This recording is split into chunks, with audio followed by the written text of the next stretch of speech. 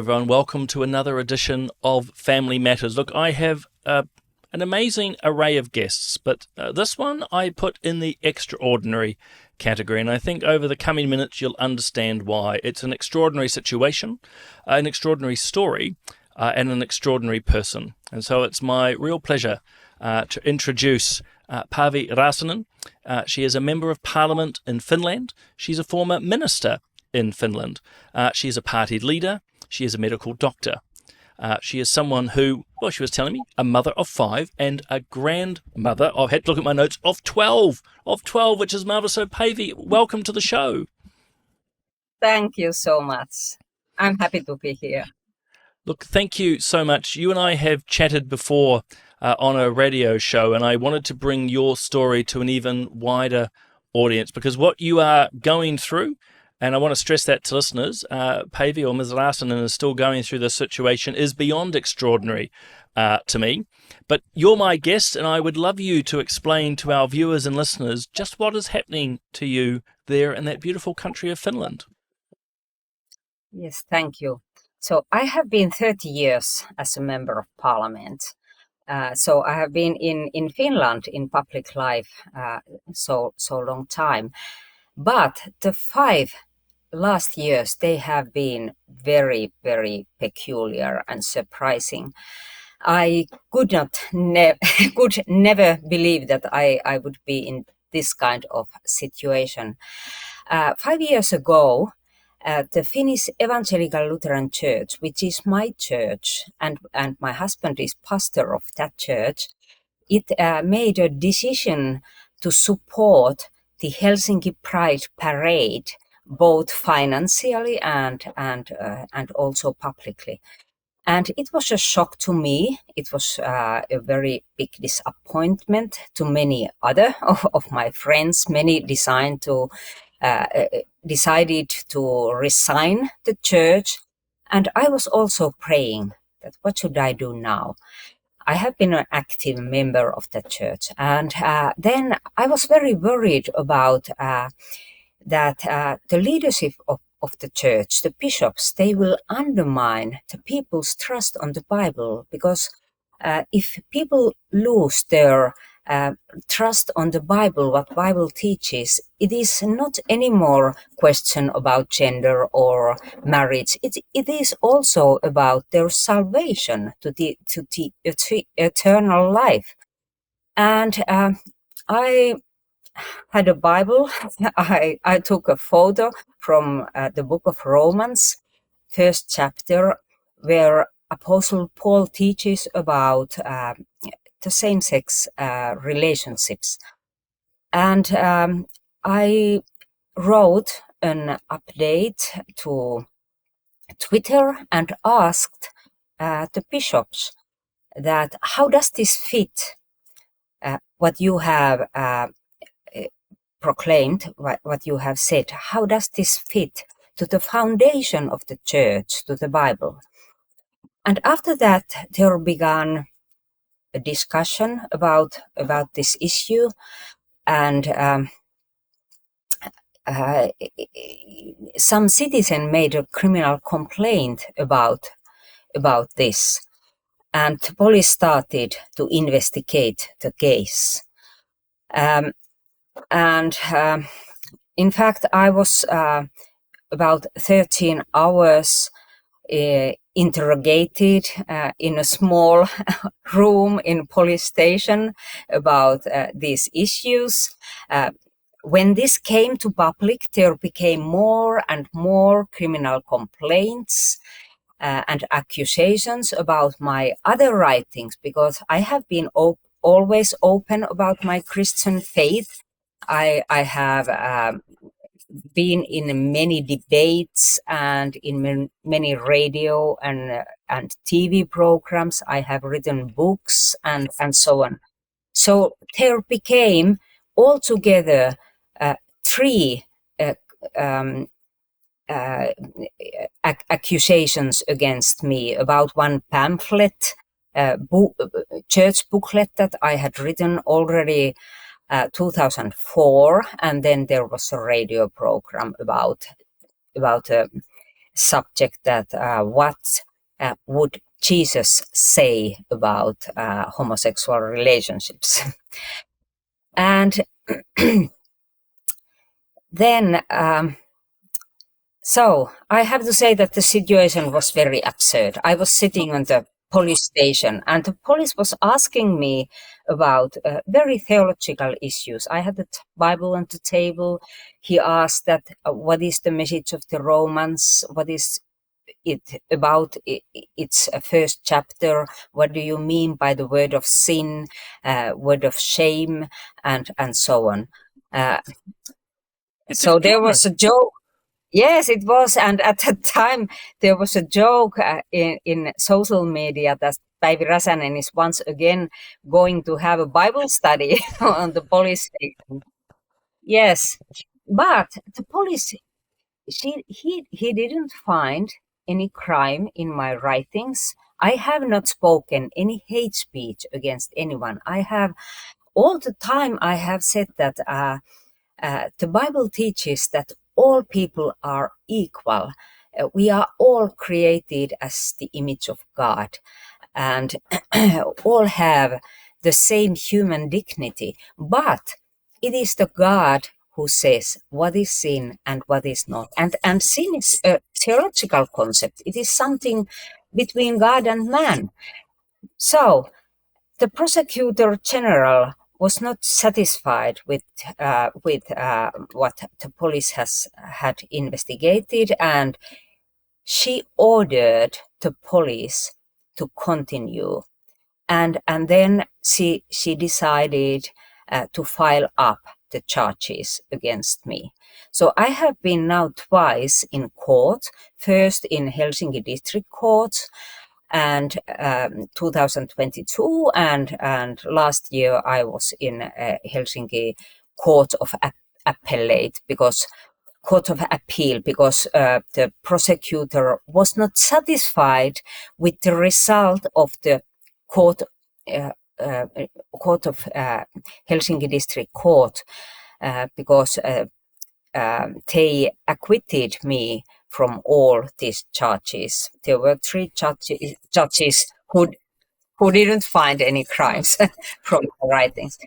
Yes, if I'm trying to jump in there, because for viewers to understand, this gets even more extraordinary in my mind. But to be really clear, you had police come and visit you, take you for questioning, and then charges in a court simply because you quoted Romans 1.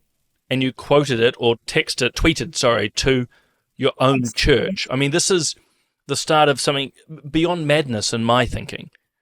Beyond madness.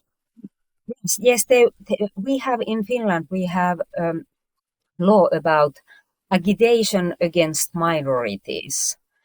And they accused me breaking that law, and it is in Finland. It is quite a serious law. It belongs to the category of war crimes and crimes against humanity, and it can bring up to 2 years jail.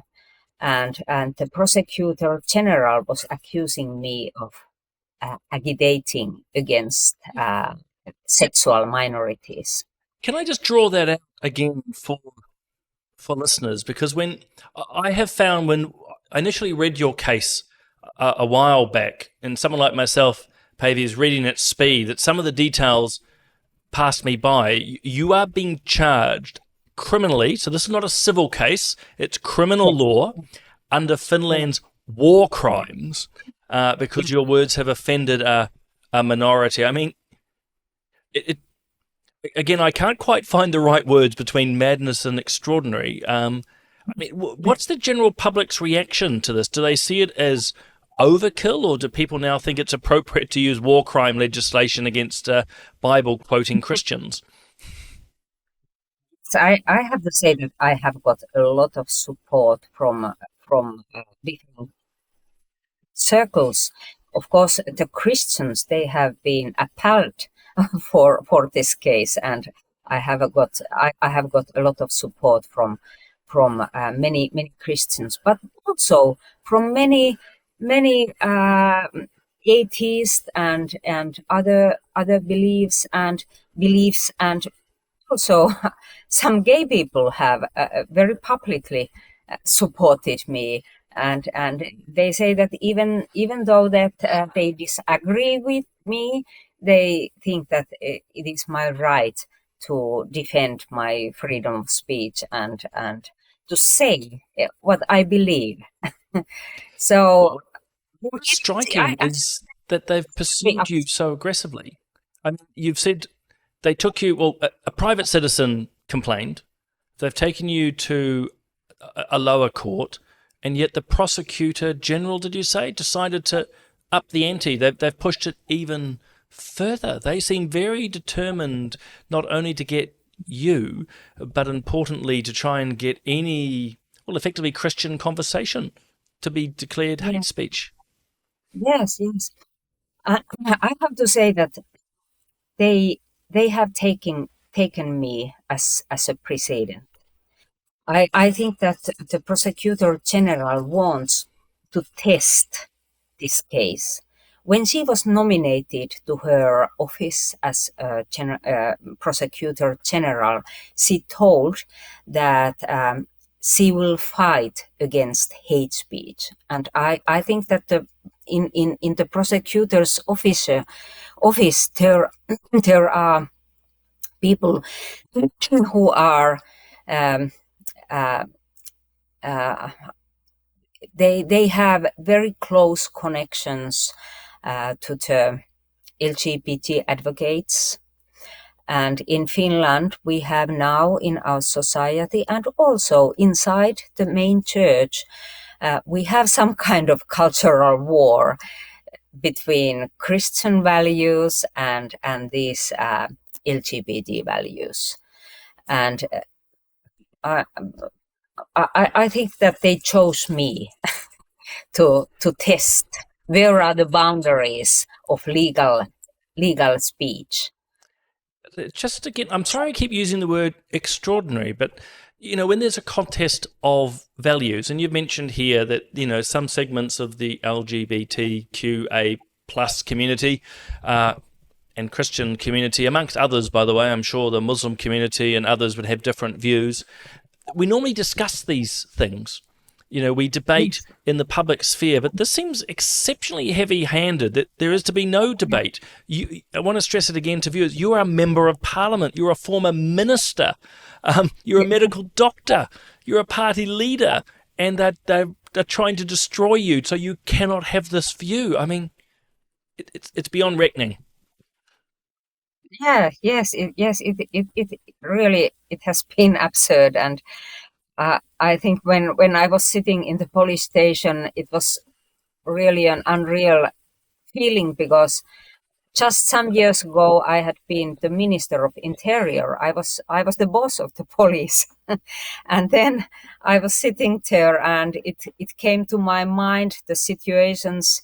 What I remember well at the time of Soviet Union, when Christians were interrogated about having Bibles, and and for example, many of my friends, they smuggled Bibles to Soviet, and it was a very very hot book at that time. And now I was sitting there and answering these questions, and also the first trial in Helsinki District Court, there were a lot of media present and a lot of attention to that, because we have not had that kind of trial in our history. And it was funny that also the public broadcasting company of Finland, Yle, when they told news about this case, they named it the Bible trial. And I think that it was quite good, because I think that it was not me that was on trial. It was the Bible. It was the Bible that was on trial. So that is the Bible anymore a legal book? Are we allowed to believe in the Bible? Are we allowed to say publicly that I believe that the Bible is the is the truth?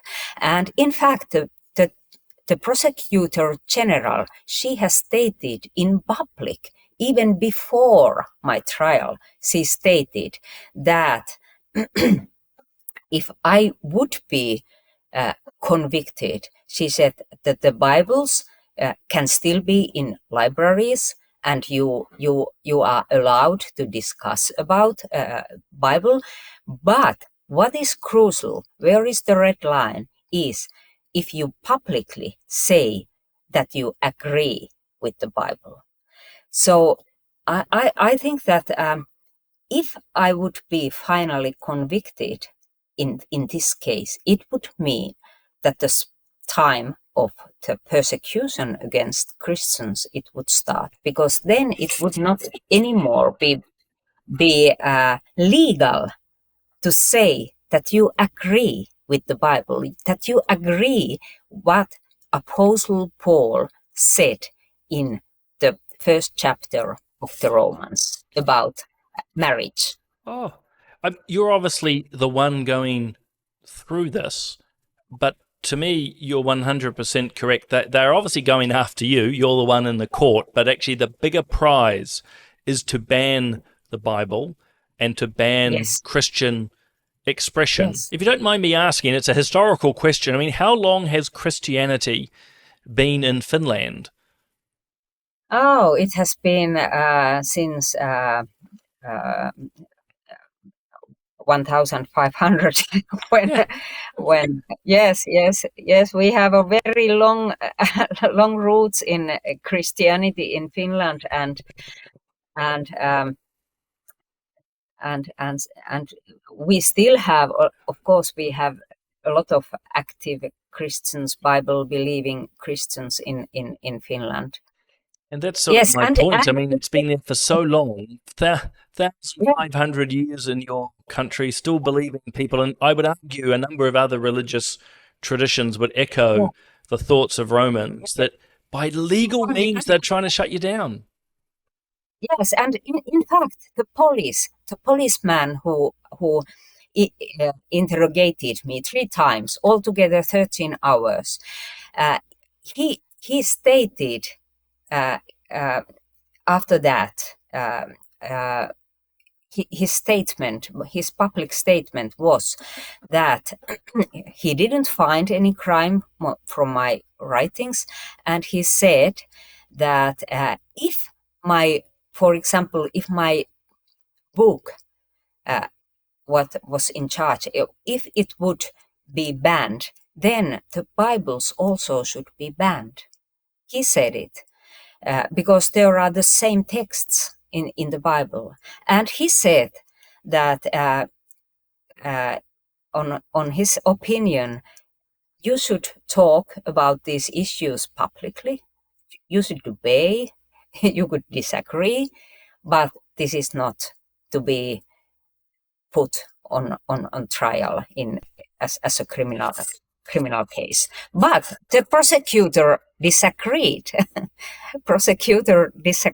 And she was very stubborn. She wanted to continue. Now the prosecutor general has changed because she was retired, and now there is a male prosecutor general, but he is going on, and in fact he has appealed to the Supreme Court. So I'm now waiting for the trial in Supreme Court, which will be, it will start on October, very soon.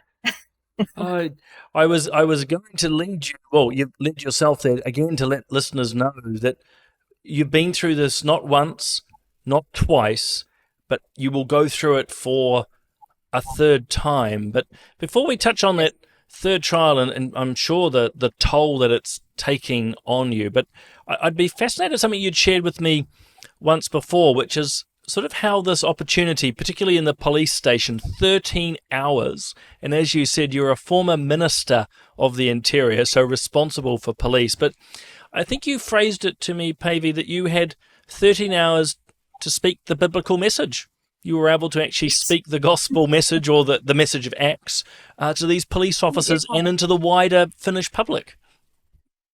Yes, yes. I have to say that this has been.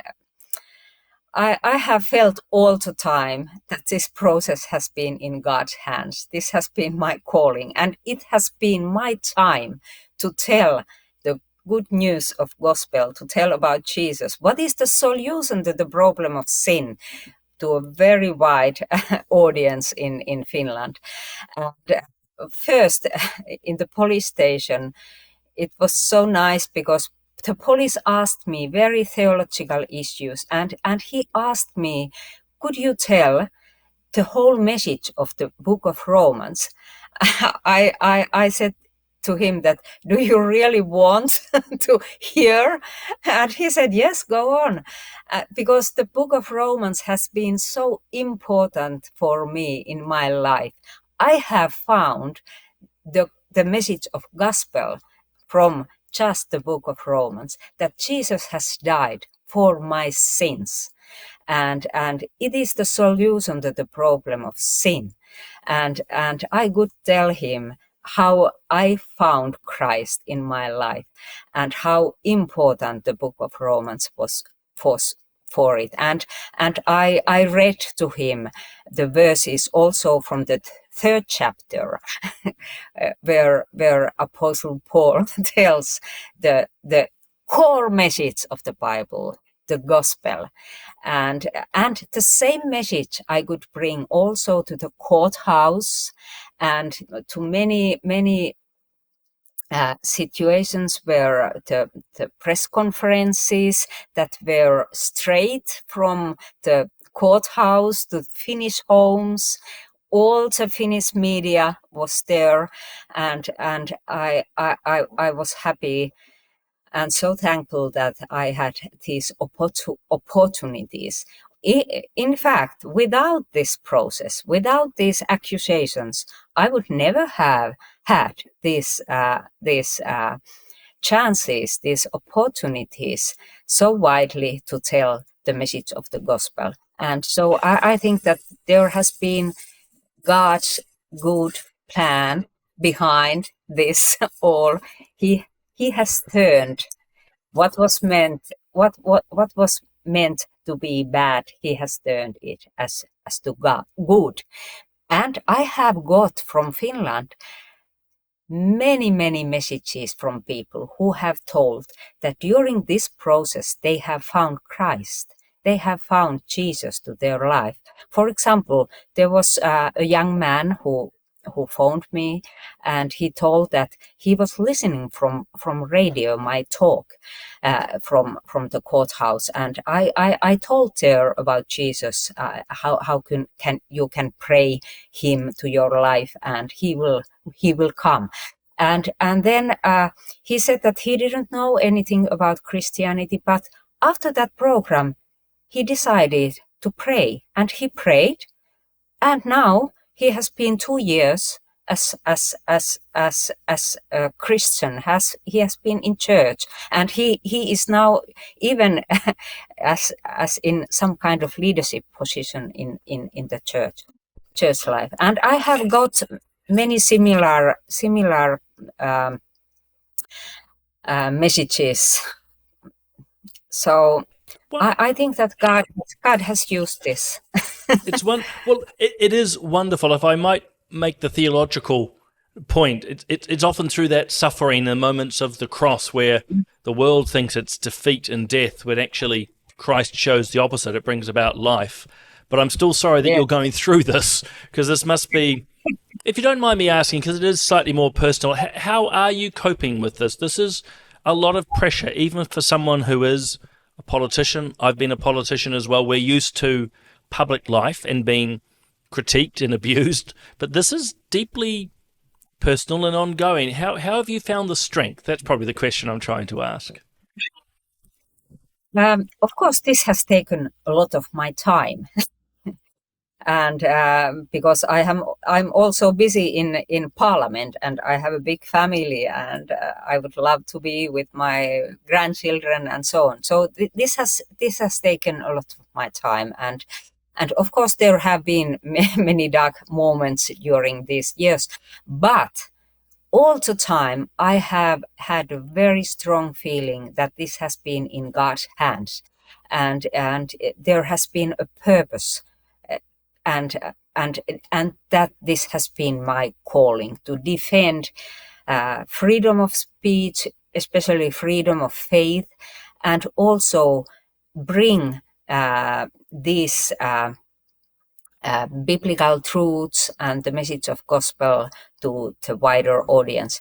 So I have to say that I have been grateful, and I'm I'm I'm grateful to God for this process. This is the main feeling about this, and of course I'm also thankful that I have got so much support. So many people are praying for me. I have got thousands of messages from Finland and from abroad that people are praying for me. And then I have to mention that I have also got support from ADF International. It is Alliance Defending Freedom, a network of legal, of Christian uh,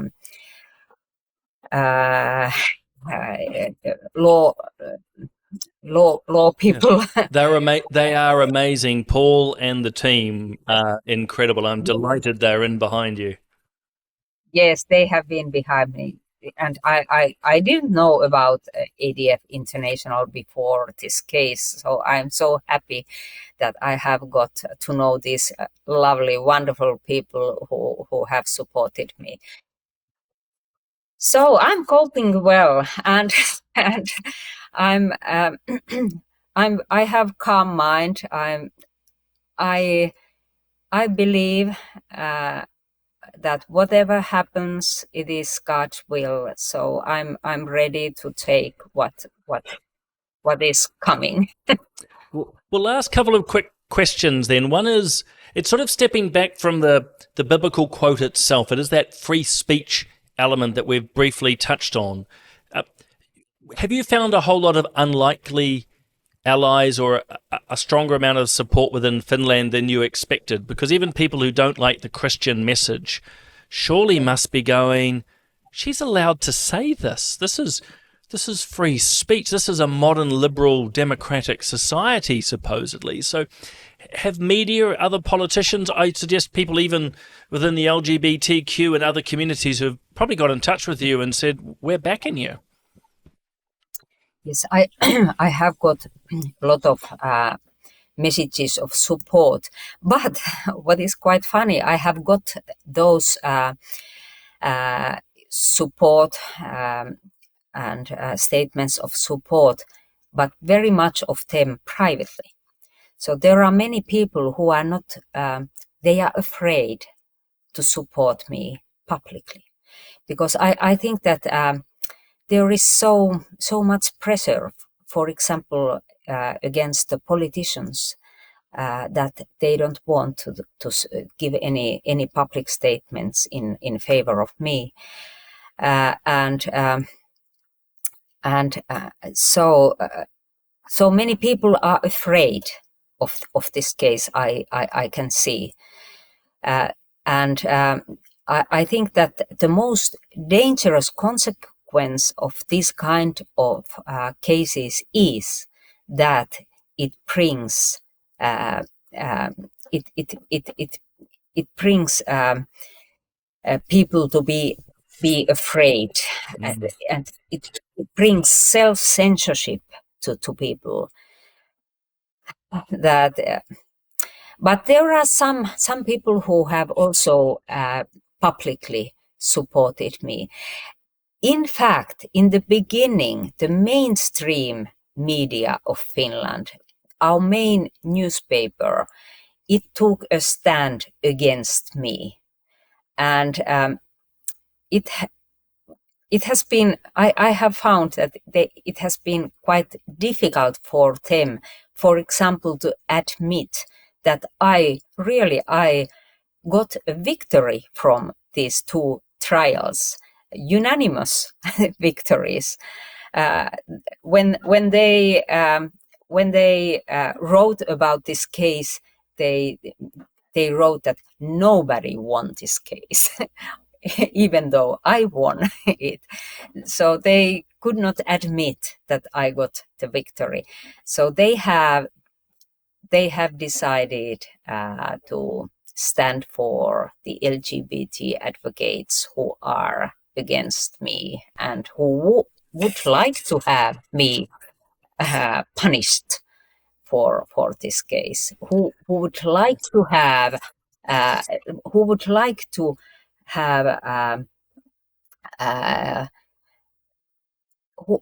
even more strict hate speech laws in Finland, who would like to have me cancelled and my speech cancelled. So there are strong powers in Finland who would like to have the freedom of speech more narrower than it is now. So we have to fight. We have to fight still. Well, that's it for me. I'm a man of faith as well, so I admire what you're doing to stand up for these traditional beliefs. And if I might say, shame on the church leaders who are opposed to you and opposed to Scripture. But even if we step back from the faith dimension, this is free speech. In modern democratic societies, the parliaments that we've been part of, and you remain part of it, it's an essential part of how we operate. And I'm sad to hear the likes of some media are against you, because it's terrible. But last point, because you've just mentioned it earlier, you've got one more court case they're not letting go. So is that to your Supreme Court, or the highest court in the land? Yes, it is. It is the highest court in Finland, and the outcome, the result from the Supreme Court, it is very important. And of course, I'm praying and I'm working and fighting to have victory from the Supreme Court.